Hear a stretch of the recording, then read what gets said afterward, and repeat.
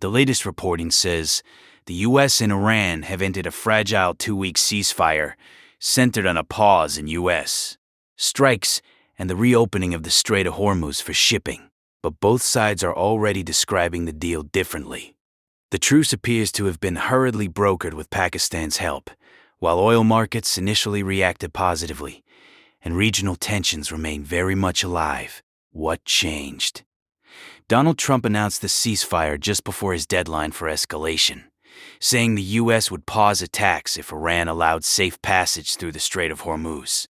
Reporting also says Iran framed the deal as acceptance of its own 10-point proposal, which includes wider regional issues and demands on sanctions and nuclear policy. That gap in interpretation is one reason analysts are calling the arrangement unstable. Mediation role? Multiple reports credit Pakistan with helping to push the sides toward the temporary deal, with Prime Minister Shehbaz Sharif and Pakistan's military leadership playing a visible back-channel role. This mediation helped prevent an immediate further escalation after Trump's ultimatum. The ceasefire, therefore, looks less like a full settlement and more like an emergency pause.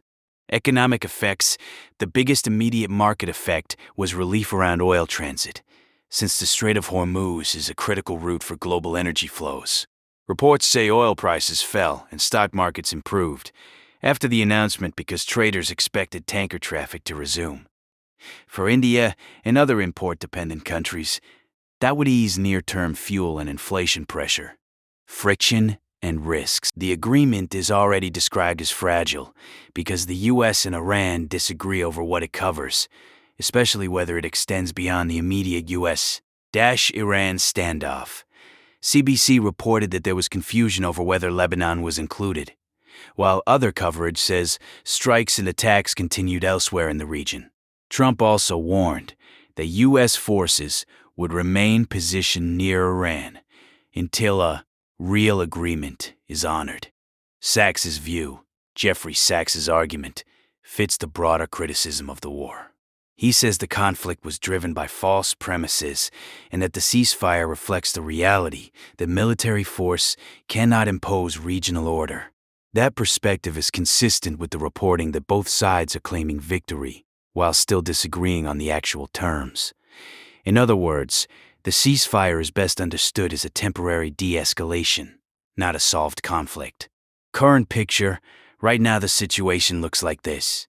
Military pressure has eased, oil transit is less threatened, and diplomacy has bought time. But the wider regional conflict is still active and could flare again quickly.